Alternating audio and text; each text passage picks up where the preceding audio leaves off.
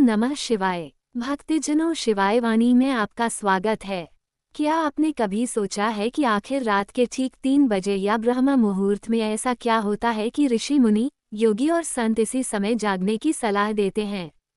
क्या सचमुच इस समय देवता पृथ्वी पर आते हैं? क्या भगवान शिव इस समय अपने भक्तों की पुकार सबसे पहले सुनते हैं? और क्या जो व्यक्ति ब्रह्म मुहूर्त में उठकर भगवान शिव का स्मरण करता है, उसका भाग्य बदल सकता है? आज की यह कथा इन्हीं रहस्यों का उत्तर देगी। ये कथा शिव महिमा, सनातन परंपरा और लोकमान्यताओं से प्रेरित है। बहुत समय पहले हिमालय की गोद में एक महान तपस्वी रहते थे। उनका नाम था महर्षि वेदानंद। वर्षों तक उन्होंने भगवान शिव की कठोर तपस्या की। एक दिन भगवान शिव उनके सामने प्रकट हुए।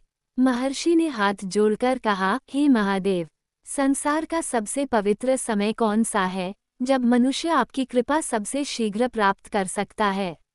भगवान शिव मुस्कुराए और बोले, हे मुनिवर, सूर्य उदय से लगभग 1.5 घंटे पहले का समय ब्रह्म मुहूर्त कहलाता है। इसी समय प्रकृति सबसे अधिक शांत होती है, देव शक्तियां जागृत होती हैं, मन निर्मल रहता है और साधना का फल कई गुना बढ़ जाता है। महादेव ने आगे कहा, जो व्यक्ति इस समय उठकर स्नान करता है, मेरा नाम जपता है और सच्चे मन से प्रार्थना करता है, उसके जीवन के अनेक कष्ट धीरे धीरे दूर होने लगते हैं। महर्षि ने पूछा, प्रभु, क्या सचमुच इस समय कोई पृथ्वी पर आता है? भगवान शिव बोले, हाँ, इस समय दिव्य ऊर्जा पूरे वातावरण में प्रवाहित होती है। ऋषियों का तप, देवताओं का आशीर्वाद और ईश्वर की कृपा इस समय सबसे अधिक अनुभव की जा सकती है। लेकिन इसे वही महसूस करता है जिसका मन श्रद्धा से भरा हो। महादेव ने कहा, ब्रह्म मुहूर्त केवल घड़ी का समय नहीं है, यह आत्मा के जागने का समय है। जो इस समय आलस्य छोड़ देता है, वह जीवन में प्रकाश की ओर बढ़ता है। उसी गांव में एक गरीब युवक रहता था। उसका नाम सोमदत्त था। उसके जीवन में केवल दुख ही दुख थे। धन नहीं, सम्मान नहीं और हर कार्य में बाधाएं आती थीं। एक दिन उसने महर्षि वेदानंद से पूछा, गुरुदेव, क्या मेरा भाग्य कभी बदलेगा? महर्षि ने कहा, यदि तुम लगातार 41 दिनों तक ब्रह्म मुहूर्त में उठकर भगवान शिव का ओम नमः शिवाय मंत्र जपो, तो तुम्हें स्वयं उत्तर मिल जाएगा। सोमदत्त ने उसी दिन संकल्प लिया। पहले दिन उसे बहुत आलस्य आया, दूसरे दिन भी कठिनाई हुई, तीसरे दिन तो उसका मन हार मानने लगा। लेकिन उसे महर्षि के शब्द याद आए। वह उठा, स्नान किया, दीपक जलाया और भगवान शिव का ध्यान करने लगा। कुछ ही दिनों बाद उसे अपने भीतर अद्भुत शांति महसूस होने लगी। उसका क्रोध कम हो गया, मन स्थिर रहने लगा, काम में सफलता मिलने लगी, लोग उसके व्यवहार की प्रशंसा करने लगे।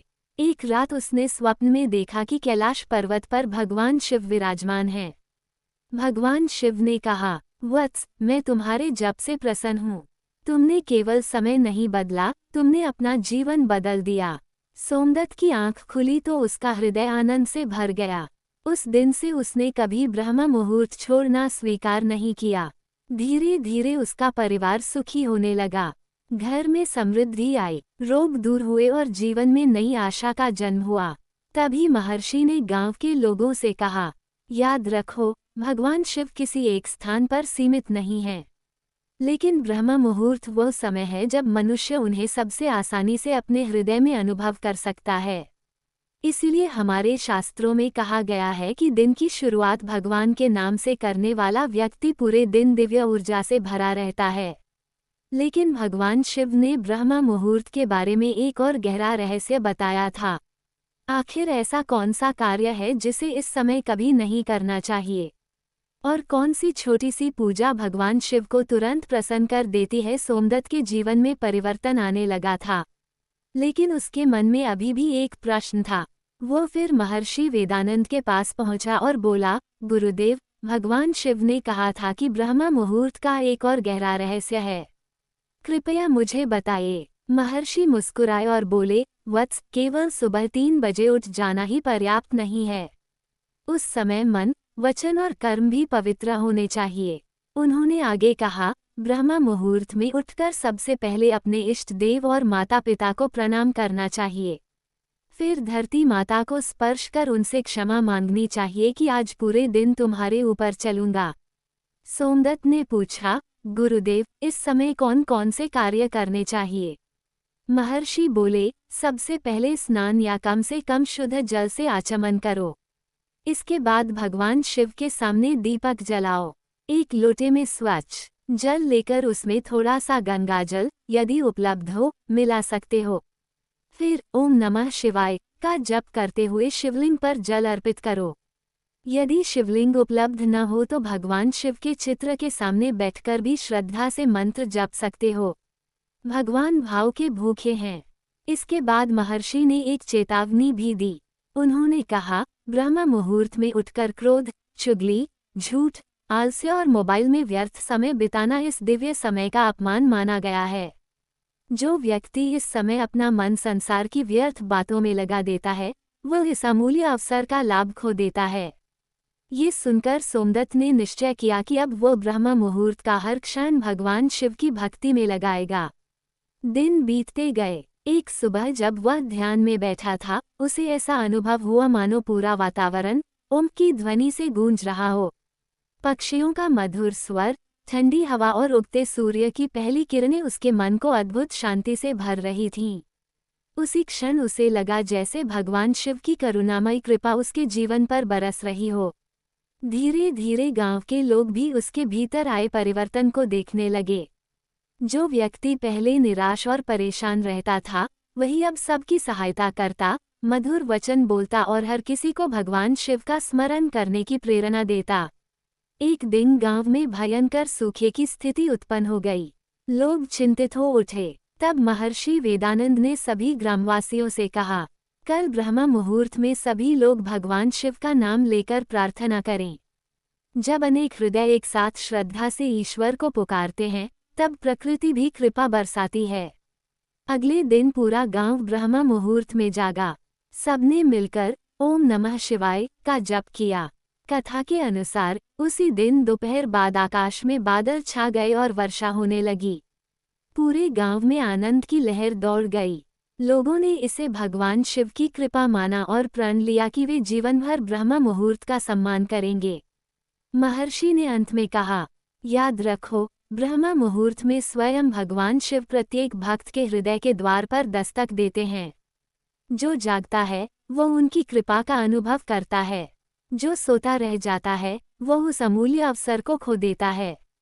इसीलिए हमारे ऋषि मुनि कहते आए हैं कि यदि जीवन में सुख, शांति, स्वास्थ्य और आध्यात्मिक उन्नति चाहिए तो ब्रह्म मुहूर्त में उठने की आदत अवश्य डालनी चाहिए। गांव में भगवान शिव की महिमा दूर दूर तक फैल चुकी थी। लोग ब्रह्म मुहूर्त में उठकर पूजा करने लगे थे। लेकिन सोमदत्त के मन में अब भी एक जिज्ञासा थी। एक दिन उसने महर्षि वेदानंद से पूछा, गुरुदेव, क्या किसी मनुष्य को सचमुच ब्रह्म मुहूर्त में भगवान शिव के दर्शन हो सकते हैं? महर्षि ने उत्तर दिया, वत्स, भगवान शिव के दर्शन केवल आंखों से नहीं, बल्कि शुद्ध हृदय से होते हैं। जब मन पुनर्तः निर्मल हो जाता है, तब महादेव स्वयं किसी न किसी रूप में अपने भक्त का मार्गदर्शन करते हैं। ये सुनकर सोमदत्त ने और भी कठोर नियम अपना लिए। वो प्रतिदिन ब्रह्म मुहूर्त में उठता, स्नान करता, दीपक जलाता और पूरे 1 घंटे तक ओम नमः शिवाय मंत्र का जप करता। ऐसे ही 41 दिन पूरे हो गए। 42वें दिन ब्रह्म मुहूर्त में जब वह ध्यान में बैठा था, तभी उसे एक अद्भुत सुगंध का अनुभव हुआ। वातावरण में चंदन और बिल्वपत्र की सुगंध फैल गई। मंदिर की घंटियां बिना किसी के स्पर्श के धीरे धीरे बजने लगीं। उसने अपनी आंखें खोली तो देखा कि मंदिर के द्वार पर एक तेजस्वी वृद्ध साधु खड़े हैं। उनकी जटाएं हिम के समान श्वेत थीं। हाथ में त्रिशूल जैसा दंड था और चेहरे पर अद्भुत तेज था। साधु ने मुस्कुराकर कहा, वत्स, क्या तुम मुझे पहचानते हो? सोमदत्त ने विनम्रता से कहा, महाराज, मैं आपको नहीं पहचानता, लेकिन आपके दर्शन से मेरे मन को अपार शांति मिल रही है। साधु बोले, मैं उसी की प्रेरणा से आया हूँ जिसकी तुम प्रतिदिन भक्ति करते हो। ये सुनते ही सोमदत्त की आंखों से आंसू बहने लगे। उसने साधु के चरणों में प्रणाम किया। साधु ने कहा, सुनो सोमदत्त, संसार के अधिकांश लोग धन, वैभव और सुख के पीछे भागते हैं, लेकिन जो व्यक्ति ब्रह्म मुहूर्त में उठकर भगवान का स्मरण करता है, उसके पीछे स्वयं सुख और समृद्धि चलकर आती है। फिर साधु ने अपनी हथेली सोमदत्त के सिर पर रखी। क्षण भर में उसे ऐसा अनुभव हुआ जैसे वह कैलाश पर्वत पहुंच गया हो। चारों ओर हिमाच्छादित पर्वत, मंद मंद बहती दिव्य हवा, डमरू की मधुर ध्वनि और हर हर महादेव का गूंजता हुआ स्वर। उसने देखा कि भगवान शिव ध्यानमग्न विराजमान हैं और माता पार्वती उनके समीप बैठी हैं। भगवान शिव ने अपनी करुणामयी दृष्टि से उसकी ओर देखा और कहा, वत्स, मनुष्य अक्सर पूछता है कि सुबह 3 बजे कौन आता है। सत्य यह है कि इस समय सबसे पहले ईश्वर की कृपा जागृत होती है। देवताओं की दिव्य ऊर्जा पृथ्वी पर प्रवाहित होती है। जो भक्त श्रद्धा और विश्वास से मेरा नाम लेता है, उसके भीतर सोई हुई शक्ति जाग जाती है। महादेव ने आगे कहा, याद रखो, चमत्कार बाहर नहीं, भीतर होता है। ब्रह्म मुहूर्त वो समय है जब आत्मा सबसे अधिक निर्मल होती है। यदि इस समय मनुष्य भगवान का स्मरण करे, तो उसका भय, क्रोध, मोह और निराशा धीरे धीरे समाप्त होने लगते हैं। सोमदत्त हाथ जोड़कर बोला, प्रभु, मैं जीवन भर आपकी भक्ति करूंगा और लोगों को भी इस पवित्र समय का महत्व बताऊंगा। भगवान शिव मुस्कुराए और आशीर्वाद देते हुए बोले, जो भी सच्चे मन से ब्रह्म मुहूर्त में उठकर ओम नमः शिवाय का जाप करेगा, मैं उसके जीवन में सही मार्ग दिखाने की शक्ति अवश्य दूंगा। इतना कहकर भगवान शिव का दिव्य स्वरूप धीरे धीरे प्रकाश में विलीन हो गया।